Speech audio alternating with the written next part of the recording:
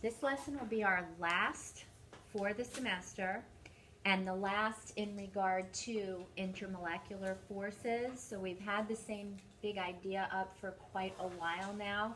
We're still focusing on the forces between molecules, or in this case we're going to see the forces between ion and water molecules. But big idea 2 is hit very hard on the AP exam, and I think you'll feel very confident with the types of multiple choice and part 2 questions that you will see in May. We're going to pick up where we left off last time. We were looking at solution formation, and we said that solution formation occurs in 3 distinct steps. You first have to expand the solute, that is, break any types of forces that hold those molecules or ionic substances together. When you separate the solute or expand it, the energy required to do this is referred to as delta H1, and this is going to be endothermic in nature, hence a positive value. In the second step, you have to overcome the IMFs in the solvent in order to make room for the solute to fit within. So this is expanding the solvent, and this is delta H2, also endothermic. And that is shown in this diagram here. And I've seen this diagram on an AP exam recently, so very straightforward. Expand the solute, break the IMFs, expand the solvent, break its IMFs, and then solution formation would be delta H3. Now the formation of the solution is exothermic, so delta H3 will be exothermic, releasing heat. When you want to calculate the enthalpy or heat of solution, that is delta H of the solution, it is the sum of the 3 delta H, expanding the solute, expanding the solvent, forming those solute-solvent interactions. In order to have an exothermic delta H of solution, the delta H3 must be more exothermic than the sum of delta H1 and 2 endothermic. And that is diagrammed here. We'll talk more about this later in the year. Again, delta H1 and delta H2 are endothermic, positive value. If delta H3 is more exothermic than the sum of these are endothermic, the delta H of solution will be negative. You'll have an exothermic solution, and you would feel that in the sense that if you had your hands around an exothermic solution, you would feel the heat being released. So your hands would start to warm. And we'll talk about that in regard to thermodynamics in the third 9 weeks. If, on the other hand, delta H3 is not more exothermic than the sum of these two are endothermic, then delta H of the solution will be positive. And this is what you see with substances that are not water soluble or barely water soluble. So you can link heat energetics to solution formation, and you can put all of that together in the following table, and we'll take a look at this in regard to a case study. And this actually, I took a whole bunch of classes up at Cornell. Some were really great and some were not my favorite. And one of my least favorite courses was either a full course on ecology or a segment of a course on ecology. It was so long ago I don't remember. But in 1989, we had the Exxon Valdez oil spill, and that's before you were born, so you probably don't remember it. But that was the first major disaster, at least that I can recall, in which a tremendous amount of oil was released, not on purpose, of course, from a ship. And that got into better regulations, safer regulations, essentially, for transporting cargo oil in particular. And I remember learning that at least with the Exxon Valdez, you had a single hull ship, so the oil is in a container within that ship, but it wasn't overly protected, if you will. And after the Exxon Valdez spill, they started coming up with double hulled ships, and I imagine now they even have triple hulled ships where the oil is really compartmentalized in multiple containers, so that if something does pierce the ship, whatever that might be, then at least all the oil won't spill out into the ocean, because that is an environmental hazard. And you've seen some of it in your lifetime with birds, for example, that are all covered with oil. Or what else did you learn maybe in environmental management? We didn't learn anything in environment. Nothing about oil spills? What about marine? No? So what do you recall in your lifetime in regard to an oil spill? Yeah. When was that? 3 years ago, 2010. And what caused that? It was just a break. 2010. It was a pipe burst. Right. Okay, so again, maybe there's a better way to, insulate those pipes so you don't get any type of leakage, because it's very detrimental to the environment, and in turn us. So when oil tankers leak, the petroleum forms an oil slick that floats on the water. Why is an oil soluble in water? Because it's non-polar, and so they don't have similar types of IMFs. And eventually that oil is carried onto beaches where it causes a lot of harm to all types of organisms. Also tends to ruin beaches. So in regard to the immiscibility of oil and water in terms of IMFs and delta H1, 2, and 3, as well as the delta H of the solution, what has stronger IMFs, oil or water? Water. And you know what those IMFs are. You could list them on your paper. If you looked at energy terms here, you're looking at a nonpolar covalent solute and a polar covalent solvent. So let's look at that combination then.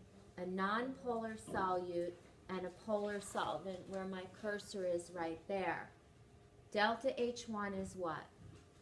Expanding the solute, and that's going to be small because we know nonpolar covalent molecules only have the weakest type of IMF, and you know what those are.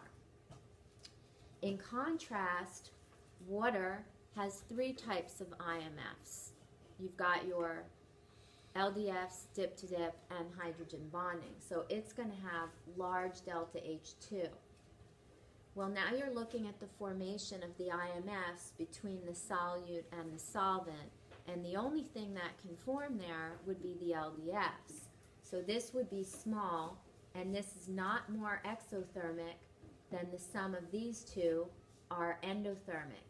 And so no solution forms, and the oil floats on the water. So if the delta H of solution is endothermic, there's no solution. If it's exothermic, there is a solution.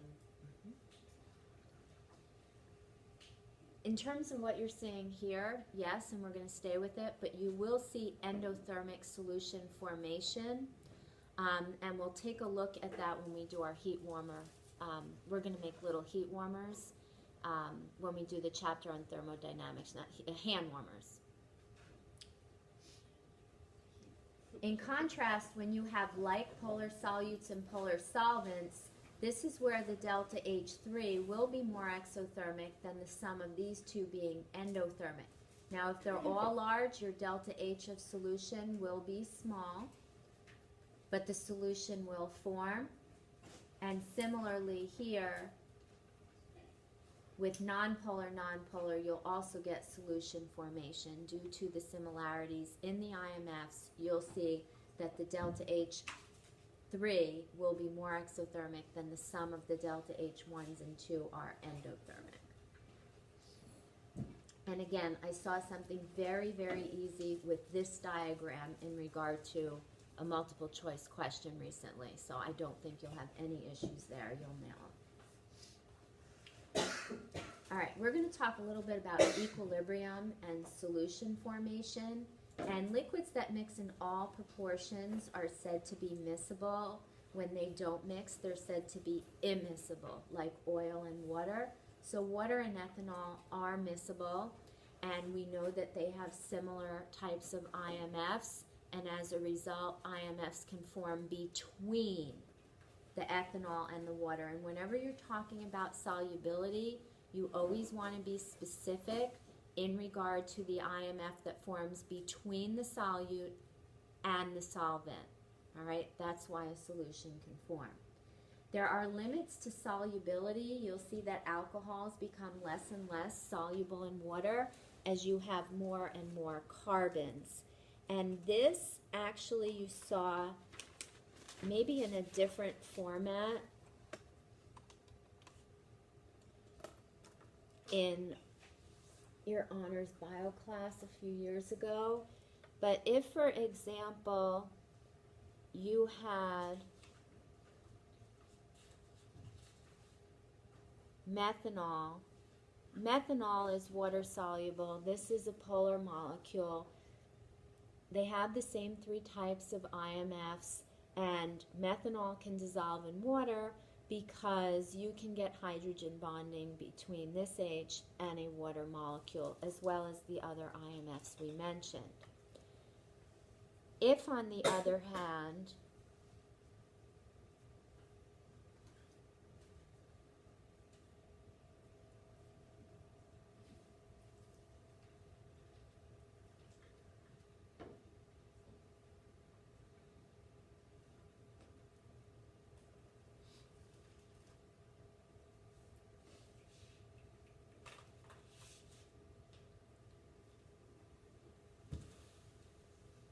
now they couldn't just say to you, draw methanol, draw 1-pentanol, because most of you would not be able to do it at this level. They would diagram these out for you. But methanol is far more water soluble than 1-pentanol, because what happens here is as this hydrocarbon tail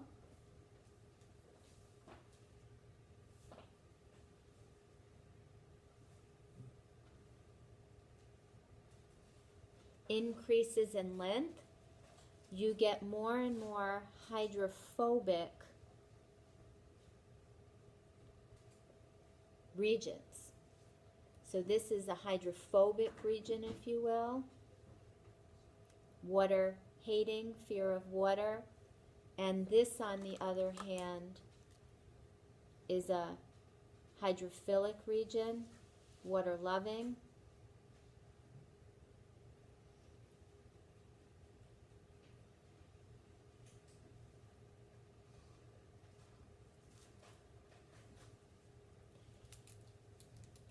And the hydrophobic nature here makes this far less water soluble than a substance such as this. So the more hydrocarbon you have, the less polar the molecule will be. Could it also be because there's more IMFs to break in that one? Yeah, you're going to have far more electrons here and more polarizability. Absolutely, greater LDF strength. And we'll get into that in a minute in regard to disease. The other thing I want to mention, and I'm a little sorry I actually did it this way, I should probably move this, but in any event, we know equilibrium is when the rate of the forward and reverse reactions are equal. So if you look at the rate at which a substance crystallizes versus the rate at which it dissolves, when those rates are equal, you're at a state of dynamic equilibrium. And for example, got too much open here. Nope. Yep. This is actually showing evaporation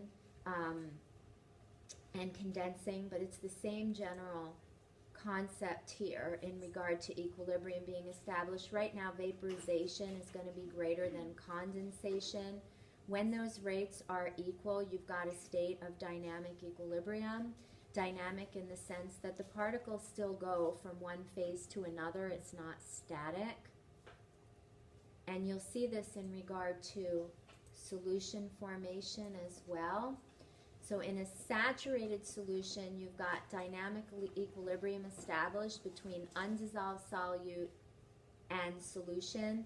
So in a saturated solution, you can think sometimes, I like to think about a sponge being saturated. When it's filled with water, it won't suck up anymore. When you wring it out, it's unsaturated. In regard to solution formation, you can dissolve a certain amount of solute in water at a given temperature, but you can't dissolve more solute at that same temperature. And we'll look at that with the solubility curves in a minute. With solubility, you can look at the concentration of saturated solutions. You'll see that for sodium chloride, it is saturated at 20 degrees Celsius when you have 36 grams of sodium chloride per 100 grams of water. We'll come back to this in better detail in just a minute. In an unsaturated solution, you have less solute, and again, I'll diagram that out for you in just a few minutes. Be careful, because unsaturated and saturated are not related in any regard to dilute versus concentrated solutions. That is not synonymous. Let me go back to the structure, and again, I'm a little sorry I didn't just chunk this out and put it below. I'll probably do that because it's a little too back and forth, but you'll be able to follow. When you look at solubility as a function of structure, you know that when you want to determine polarity, you look at bond polarity, and you also look at symmetry in regard to your structure, and you can determine whether a molecule is polar or nonpolar covalent. But there's a link also between structure and solubility, and this is the hydrophilic hydrophobic comment I was making previously. Hydrocarbons, of course, nonpolar. Anytime you have C to H, that's nonpolar bond, and they're not going to be soluble in water. All right, you're not going to take propane from a propane tank and dissolve it in water. Gasoline is not water soluble. Alcohols, on the other hand, are polar molecules, and they are water soluble to an extent. As I said, when you have a very long hydrophobic tail, this is far less water soluble than something like methanol or ethanol. So the more hydrophobic nature you have, the less water soluble it will be, because you're not looking at the same type of IMFs to form in the strongest variation there. And you would have seen hydrophobic and hydrophilic in bio. Where would you have seen that? In like the membrane. In the membrane, you have that phospholipid bilayer, exactly. So you had those, you know, heads and tails and that way. Okay, good. So what's really very interesting is an amino acid. You can have a single amino acid change, and that can result in a very deadly, sometimes fatal disease. So when we consider amino acids,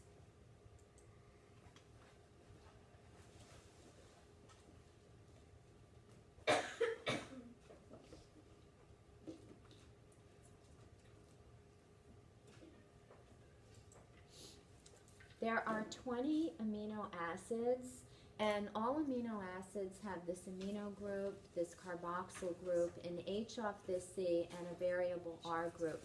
And I had you draw one amino acid in lab 2.2 because I knew what direction we were going in, and I told you to pick something simple except glycine. So when the R differs, you have a different amino acid, and these R groups are called side chains.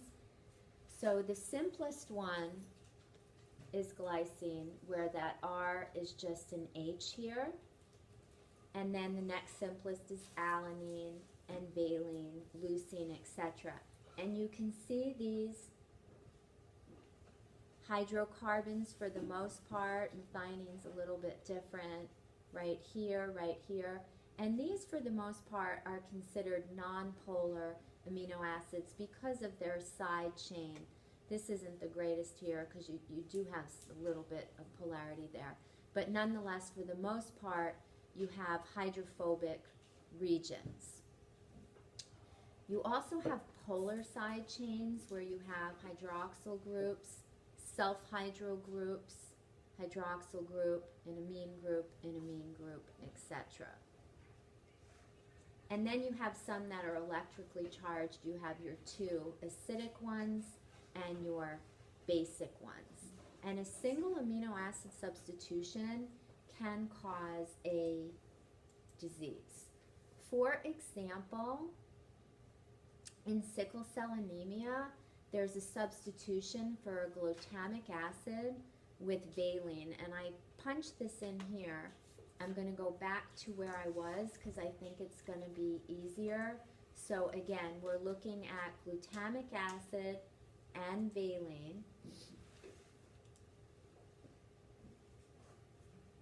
Glutamic acid is here. This is an electrically charged amino acid. You've got charge right there. Versus valine, which is hydrophobic. And a single amino acid substitution results in sickle cell anemia. What's sickle cell anemia? Your red blood cells are squished and they can't get enough oxygen. Right, so you have squished red blood cells and they don't carry oxygen as well as your typical red blood cells. And that's due to the fact that you have this hydrophobic side chain, and those sickle cells tend to stick together, and that's what can in turn cause atrophy in regard to tissues, later on organs, etc. Sickle cell anemia is an autosomal recessive disease, but it has stayed in the population because there is a selective advantage to being a carrier for sickle cell anemia, because people who are carriers for sickle cell anemia are partially resistant to malaria. And malaria is very prevalent in Africa, so genetically speaking, it is advantageous to be a carrier, although two carriers get married and there's a 1 in 4 chance that the child will have sickle cell anemia, which is no longer a death sentence, but it still poses major health risks, and it's very painful. There are other diseases as well where you can have amino acid substitutions or amino acid deletions. For example, with cystic fibrosis, an amino acid is missing at the 508th position. Phenylalanine is just gone. And this all goes back to your codons coding for different amino acids that you learned in biology. And you can look at some of the others too. Tay-Sachs, there are different mutations for Tay-Sachs disease, but there are some that are more common than others.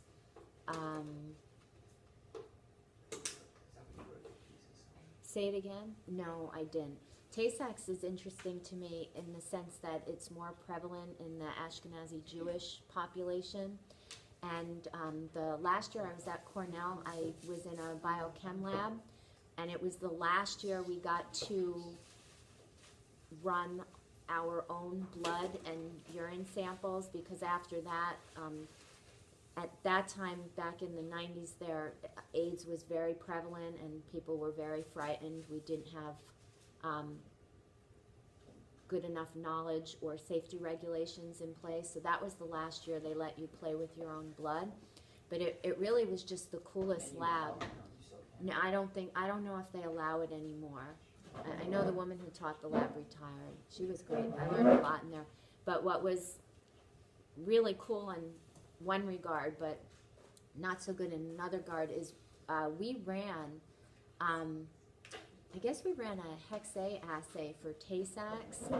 And with Tay-Sachs, there is an enzyme that is deficient or non-functional, and it doesn't chop certain, I'm keeping this very simple, it doesn't chop something properly, and as a result you get a buildup of it in the brain, and Tay-Sachs is deadly. Kids typically don't live past the age of 6, although we did have a neighbor and her daughter lived, it was either 8 or 10, but she was blind and she couldn't walk anymore. It's really debilitating.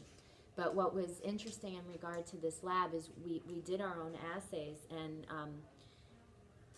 I don't really remember the assay per se, but I do recall it was definitely a gel electrophoresis because my favorite number is 3, so I always put my sample in lane 3. And the teacher's like, oh, this is so cool, we have a carrier. So cool, but not so cool if it's you. So it was lane 3. And so when I You're a was carrier for Tay-Sachs, so when I was pregnant with my first child, I had my husband tested to make sure he wasn't a carrier, because if he's not a carrier, then the child can't have it, autosomal recessive. And he didn't carry it, so she has a 50% shot of carrying it. But we didn't test her for that. So when she goes to have kids, she should be tested to see if she's a carrier. But it was interesting, and I mean, I guess I learned something, and that way I made sure I had the test run.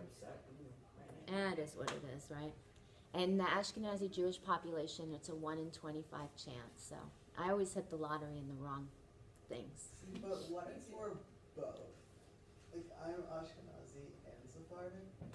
Right. So I don't know what the I don't know if that 1 in 25 is specific for Ashkenazi or it's just Jewish pop, and I think it's just Jewish pop. I'm not sure. Because a lot of, like, Jew-related diseases are on the Ashkenazi side. Yeah, And like you're a lot little of both, so Yeah, it's like a lot of it is on the Ashkenazi side because there was a lot of, let's marry my third cousin. right, and that's how you get that inbreeding. Mm-hmm. Yeah.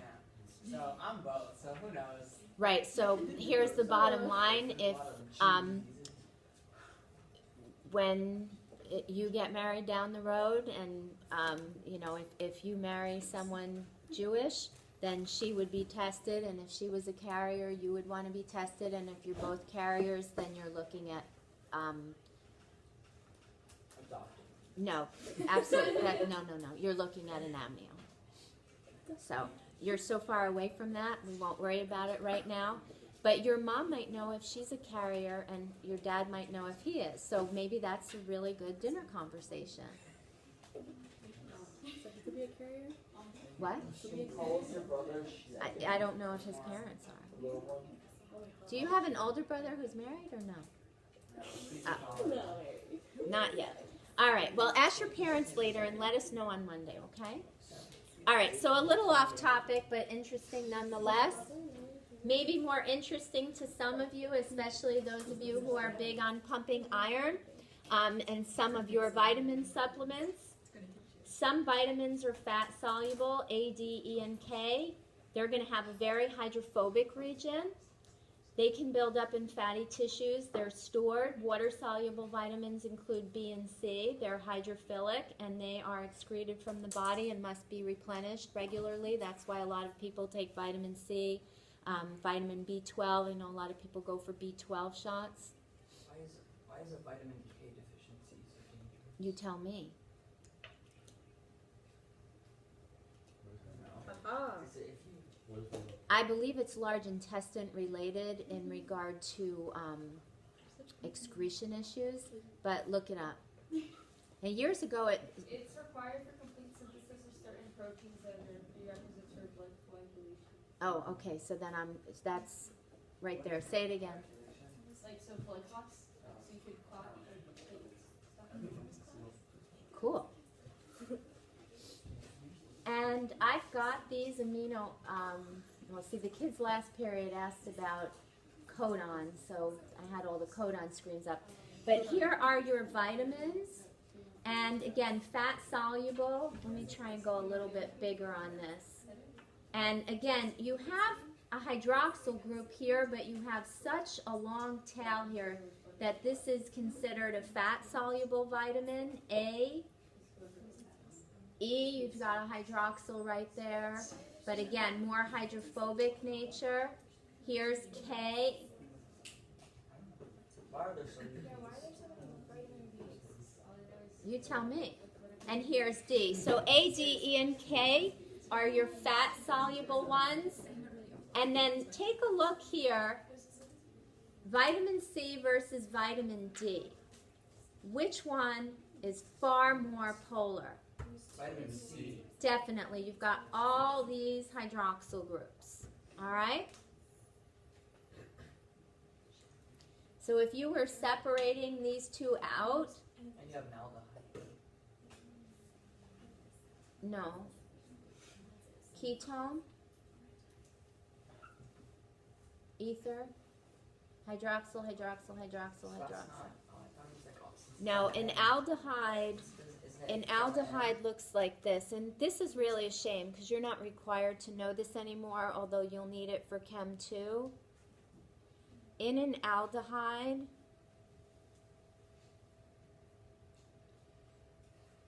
that's an aldehyde. This has to be an H. Okay. Whereas a ketone, It's just another R group. it's another R group. So like acetone, and we're going to talk about acetone with distillation in a bit. That'd be acetone, and that's your ketone. Oh, I was gonna ask you, is it like acetic acid and acetone? Is it because I read something like the old names, they used to use ACET instead of ME, instead of meth. And so that's why like, instead of methanoic acid, it's acetic acid. Is that right? Like even though it's the same thing? I don't know. I don't recall. Well, he's a little cockeyed because it's ethanoic acid, which is acetone, because you'd have 2 carbons. There is no methanoic, because you'd only have 1. Or you're thinking maybe formaldehyde, so I'm not sure.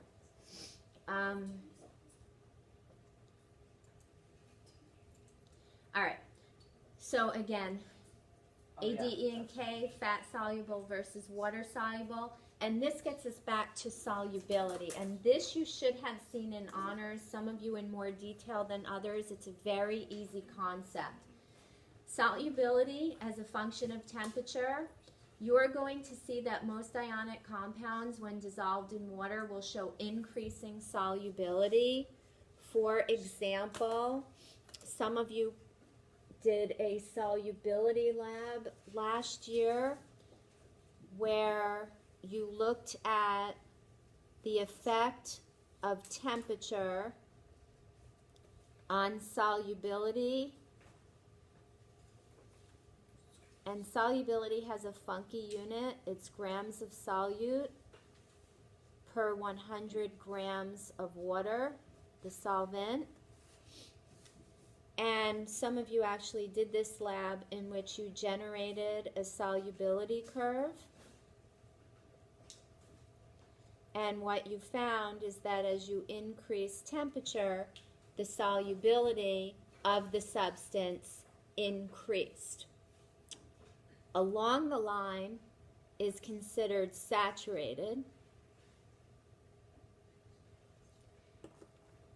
Below the line is unsaturated. And then above the line is supersaturated.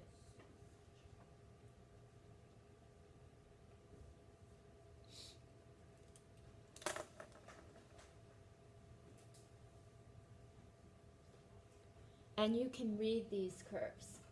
So when you dissolve ionic substances in water, they show this type of relationship. The sulfates actually show an inverse relationship, but I don't think that's something you're going to be asked. You can also dissolve covalent substances such as sugar in water. And I just want to review how to read this curve. So for example, and we did potassium nitrate in the lab because it shows the greatest range. But if you were looking, let's say, at sodium nitrate, so you're focusing on this line here, you can determine the mass of sodium nitrate that dissolves in 100 grams of water at different temperatures.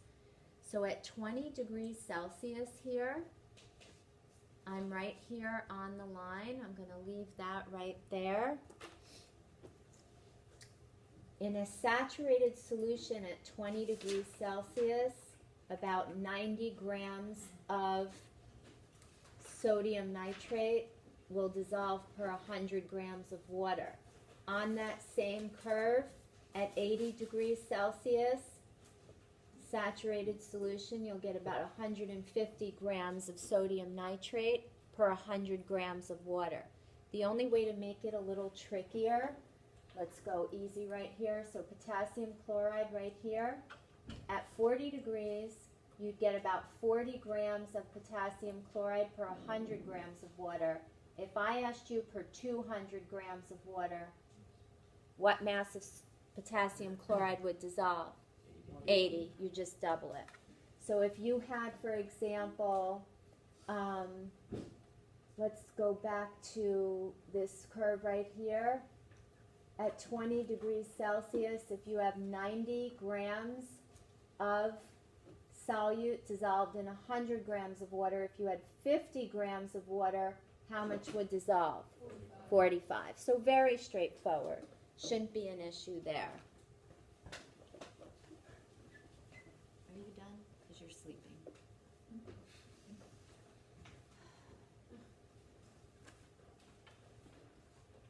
All right, so very, very easy to read.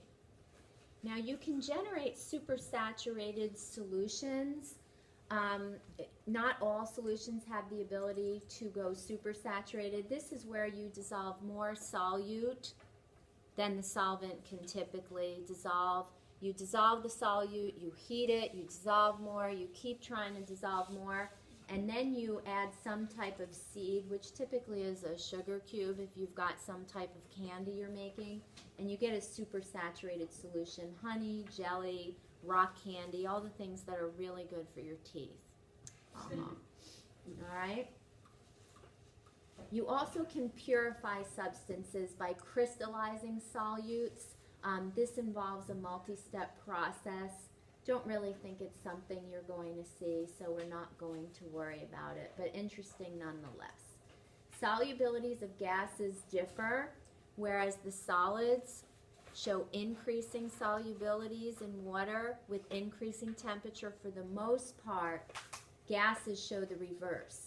You'll see a decrease in solubility of gases with an increase in temperature. So if we look at oxygen here, you don't put your fish tank in the window of your house. The water's going to get too hot, the oxygen's going to come out of solution, and you are going to have belly up fish that have suffocated. When it's really, really hot, like when I lived in Dallas and it would be 105, 110 degrees, they would warn people who had difficulty breathing that it might not be a good idea to play outside. Less oxygen available at such high temperatures.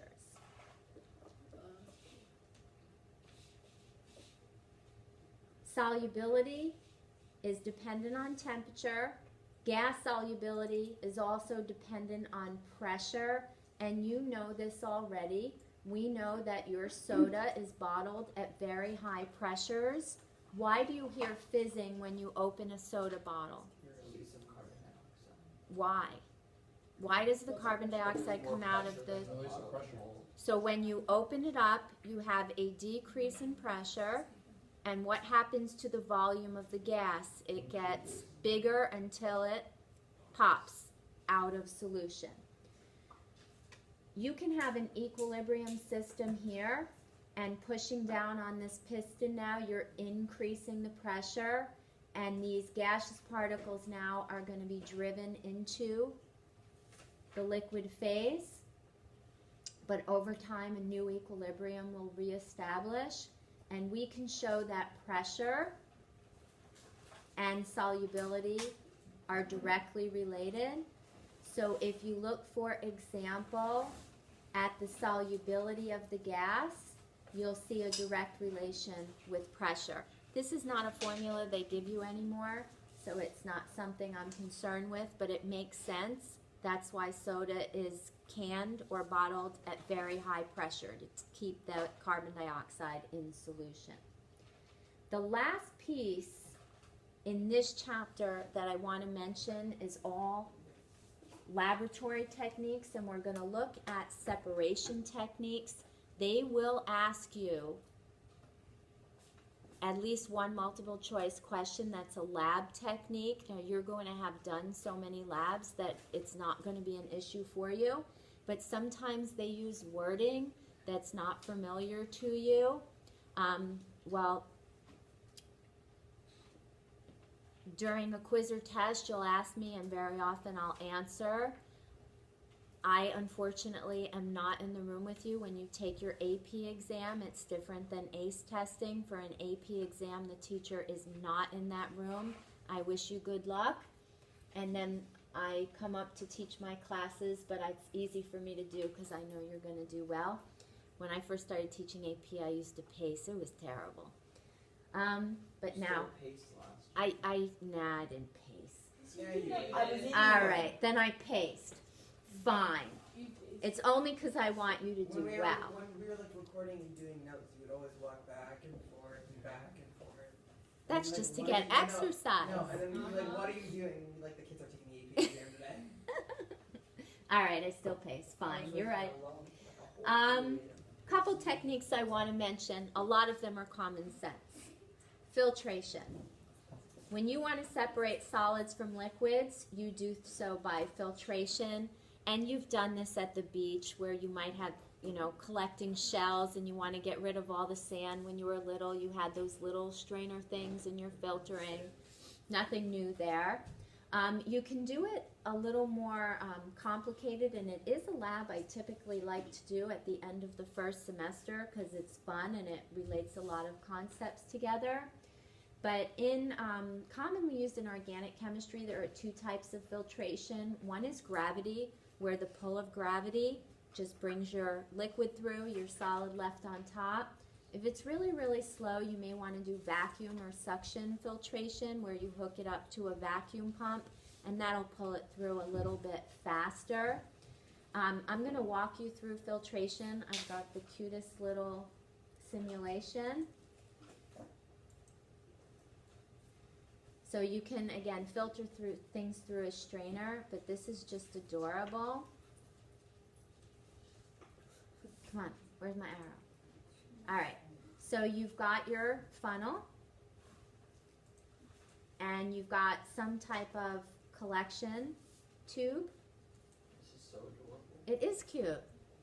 Here's your filter paper, and this is always so funny when we do the lab because they're going to show you how to fold it. But in the lab, we do one additional step. Stay still. We rip out the corner here and we put it underneath just for another layer of protection because you don't really want too big of a hole there. And the kids always used to mess it up. So we used to take the filter paper, and you'll see around the room that the kids sign it and they write what they think they're going to get on the AP exam. And then we always check next year to see if they were right. It's fun. What did they bring? Here's your filter paper going in. Here's your slushy. And you're going to pour it in. The solid's going to be staying up here. And the filtrate comes through. So here's the substance left on the filter paper. We put that in the drying oven, and then you mass it. And you can determine the molecular mass of an unknown substance this way. And here's your filtrate. This is what goes through, and typically you're going to trash that. Filtration. This one was tested on a recent AP exam, fractional distillation. What you're going to have here are 2 or more liquids that boil at different temperatures, and you can separate them by fractional distillation. And you're going to see a series of vaporization and condensation processes. This video really is very cute. I'm going to cut down on the first minute because the kid's just walking all over the place, but I'll show you. Simple distillation.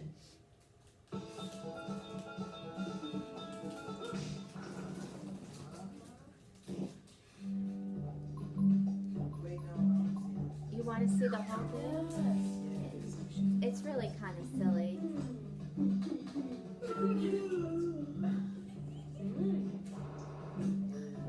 Alright, guys, this is nap time. And look what happened. Watch what happens.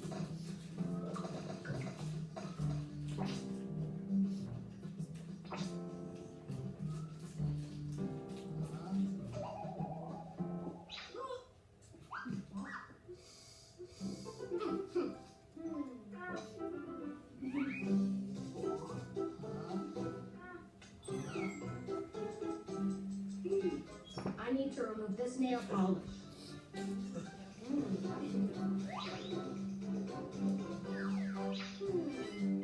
Because nail polish is polar and glass is not polar. Don't be so sure. That line. Nail polish can be removed by acetone. Acetone can be obtained by simple distillation. The process of heating a liquid mixture to form vapor and then cooling that vapor to get a liquid is called simple distillation. Distillation is used to purify a liquid by separating the components of a liquid mixture.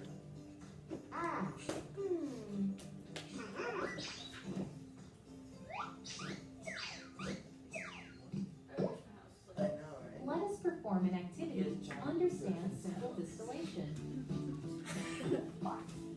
He's like, Take a mixture of acetone and water in a distillation flask. The that flask fla- is bigger that than like flask- this house.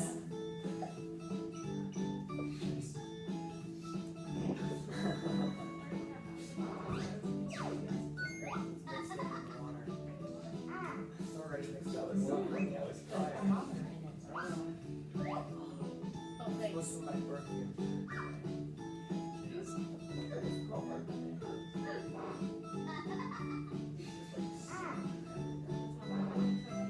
Well, that's the thermometer. Connect the flask to a water condenser. What's the purpose of that?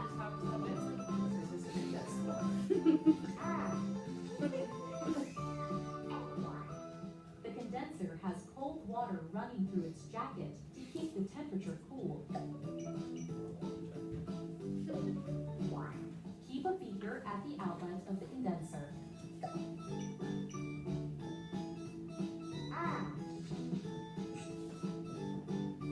Why did you put it on the jacket?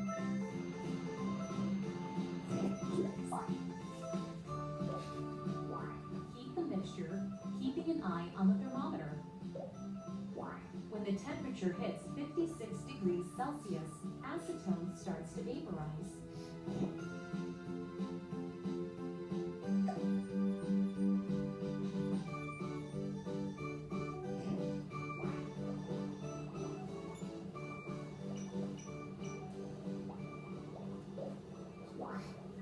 These vapors condense in the water condenser.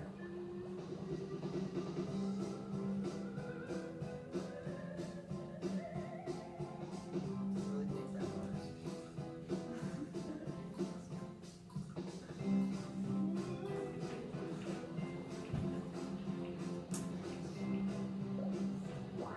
The condensed acetone gets collected in the beaker.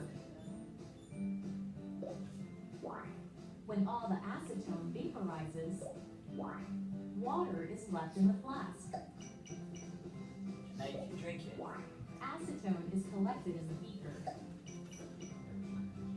I love drinking things that make it In this way, acetone and water get separated by simple distillation. Alright, and what comes out in the beaker is the distillate, and that was the word that they used on the exam. So, and it's in your notes, I'll show you. Was he gonna drink it?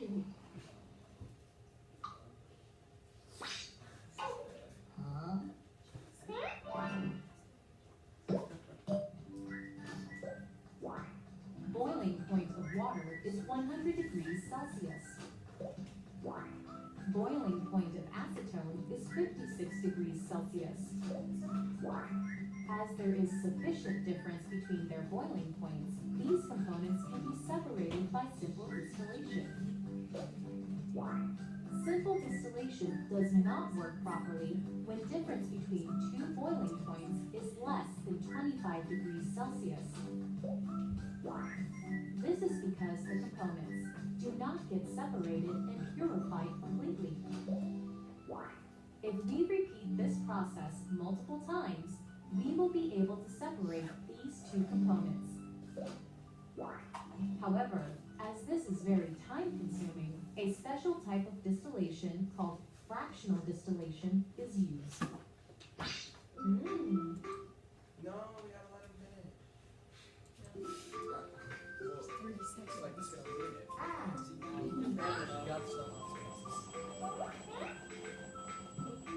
hope Oh, that no. kills him. Chase.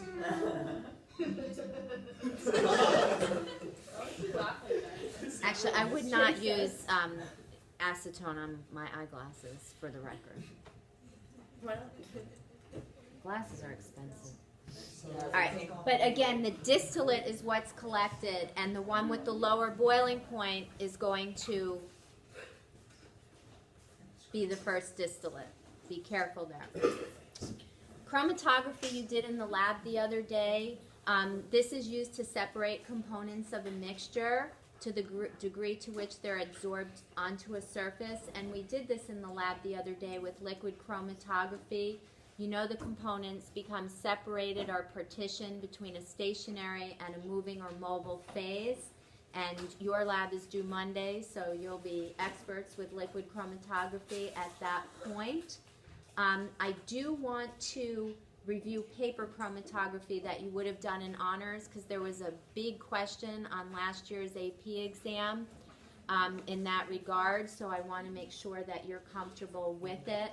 But again, make sure you're comfortable with what we talked about with liquid chromatography in the lab. With paper chromatography, this is very simplistic, and this is something that you would have done in honors last year. For example, I did it with my class in micro titer dishes. It's a little bit easier, but typically you would have some type of beaker with a solvent. Pay attention as to whether that is nonpolar or polar. Typically your paper is polar, and then let's say you wanted to separate the colors found in markers. So for example, these should both be pure and this should be a mixture of blue and yellow. So if you're using a nonpolar solvent, whichever one has the lowest polarity should move the farthest. Whichever one is the most polar should move the smallest distance. So that's an important point that you probably didn't get in honors. And we'll take a closer look at that in a minute. And you probably ran something along these lines. You could figure out which colors of Sharpie markers were pure versus which ones were mixtures. This looks like a mixture here because you have red and yellow, so maybe this was an orange marker. We've done the lab in the past. It doesn't actually work great. It works okay. It's not delicious. You can do it with different concentrations of isopropanol. And again, remember, the lower the concentration, the more polar the solvent. And here, more non-polar. Well, it's still polar, but less polar. So you can separate it. This actually gets very involved. Nothing we really need to get into. And you can measure rates of flow. I don't foresee you having to do something like that. And I'm going to show you the paper chromatography question in just a minute. You also can do something called centrifugation, where you have a test tube filled with typically either a slushy, you can do blood, liquids of different densities, and they'll separate based on their density, with the greatest density going to the bottom. I remember we used to run like cesium chloride gradients and things like that. So they would, when they run blood, they would separate like the plasma from the blood cells. Right, and so you'd have what on the bottom and what on top. Blood cells. Yeah, and you can get broken cells too on the bottom, and then you have the plasma on top. Is that the same machine that makes like little pellets? Yes, exactly, like a microcentrifuge. That's a microcentrifuge there. In the lab I worked in, we had really, really big centrifuges, and they had like the heaviest rotors. I think that's when I started lifting weights more. They were heavy. You have to like balance the sides. Yeah, you have to have, if you only have one tube to run, you'd have a tube of the same mass on the other side, so that otherwise you can hear it. It's like a washing machine that's unbalanced. What's the tool called that they use in like labs that they like? Micropipetter? Yes. Yeah. There are other techniques. Titration you've done before. Spectrophotometry we're going to hit very, very hard later in the year, so I'm not concerned there, although I can't emphasize enough how important Beer's Law will be. They always ask a question like that. We're going to do 2 labs on that later in the year. Colligative properties are no longer assessed. I love colligative properties, but they went bye-bye with the new exam. So all of this is out. I left it in your notes because I thought you might want it for college. And the last thing I want to mention before we look at that AP question is in regard to mixtures. We've talked about solutions. You know about suspensions like oil and water. But colloids are somewhere in between the two, and they're like their own class of their own. And you use a lot of these or eat a lot of these on a daily basis. A lot of you put jelly on things. I eat bile. I hope not. But mayonnaise, some of you probably put on your sandwiches. Everybody likes whipped cream on an ice cream sundae. So these are all examples of colloids. And what's really kind of cool is you can tell the difference between a solution and a clear colloid, because if you shine light on it, in the case of a solution, you don't have any scattering, but in the case of a colloid, you do have this scattering. And the best example I can think of is when you go to the movies and you look back at that light where they're going to be projecting, you see it, and that's to me is the best example of what this would look like. Do you think you could see the like show the lights on? Huh? Could you see it from this projector?